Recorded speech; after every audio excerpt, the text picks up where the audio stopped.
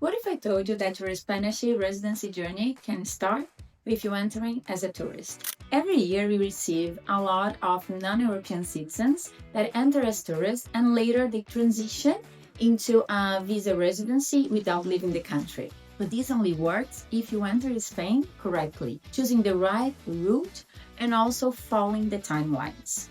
Hello, I'm Gabriela, director here at Bureaucracy, and today we are going to share with you how to cross border in 2026, which visa options you have to transition from tourist to a legal resident, and also how some people reach the permanent residency or even the Spanish citizenship.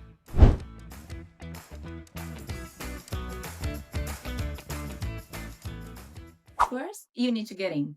And to have a smooth entry in Spain, you need to show a round trip plane ticket, a valid passport that must be valid for at least 3 months after your plane departure, a valid medical health insurance, proof of accommodation for your entire stay.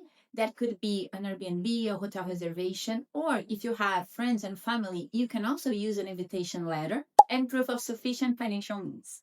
According to Spanish regulations, you must prove at least 120 euros per day with a minimum reference of 10% of Spanish minimum wage. Now, let's talk about the new systems that affect the way that you enter in Europe.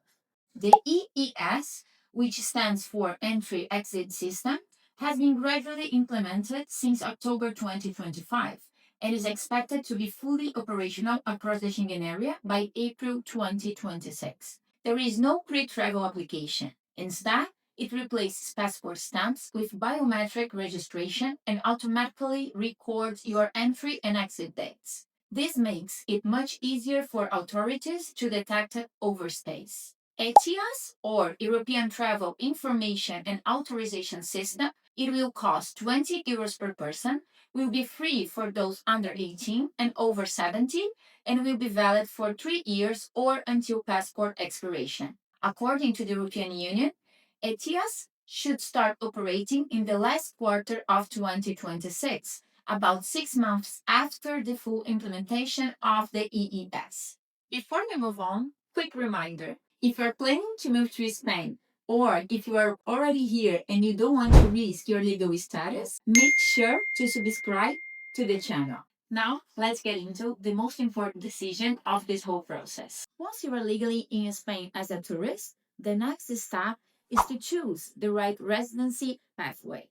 If you work remotely for a company outside of Spain, or if you are a freelance, the digital nomad visa is an excellent option for you. With this type of visa, you can apply directly from Spain. You just need to be here legally so you can enter using the tourist visa. And after the application, you are going to receive the approval within 20 business days. Although the law allows to apply from Spain or from a Spanish consulate, we always recommend to apply directly from Spain. We understand that the process is faster, and also as we are talking about kind of new type of visa, the consulates abroad has a different timeline in a way that they can take 3 months to provide a resolution, which makes the process longer. The financial requirements are based on the Spanish minimum wage and are currently 2,849 euros per month for the main applicant, an additional of 1,069 euros per month for the first dependent, and an extra of 357 euros per month for each additional dependent. To qualify, your income must come primarily from outside Spain. If you are a freelancer or an entrepreneur, Spanish clients can represent no more than 20% of your total income. The visa counts as legal time residency, which means that after 5 years, you can request your permanent residence. Depending on your nationality, you can also request the Spanish citizenship after 2 or 10 years.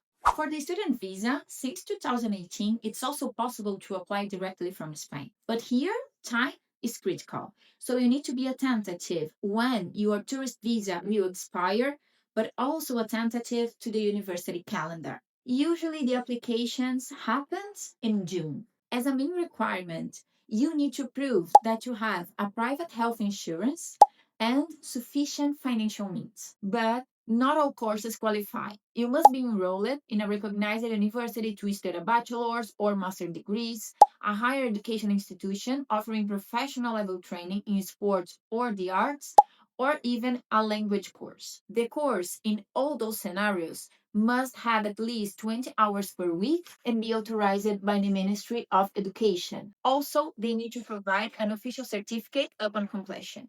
Regarding work authorization, you are allowed to do it, but you need to pay attention. You can just work part time. The work must be compatible with your studies, and you must really pay attention to the limitation of hours.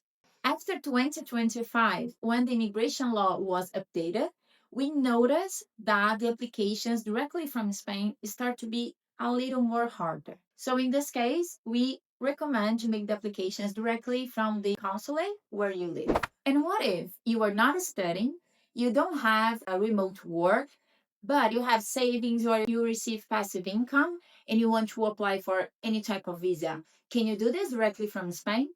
In this case, the best response is applying for the non-lucrative visa, but it's not possible to apply directly from Spain. You have to come back to your home country and apply directly from the consulate. Although the application must be done from outside of Spain, the residence type also counts for you to request the permanent residence permit or the Spanish citizenship. To learn more about the Spanish non-lucrative visa, I'm going to invite you to see our previous videos. Alright, that is all for today. As you see, entering as a tourist in Spain and later requesting for a visa, it's totally possible. You just have to choose the right pathway and also follow the right steps. Make sure to check out our free eligibility test at bureaucracy.es. The link you can find in the description. We see you in our next video. Adios!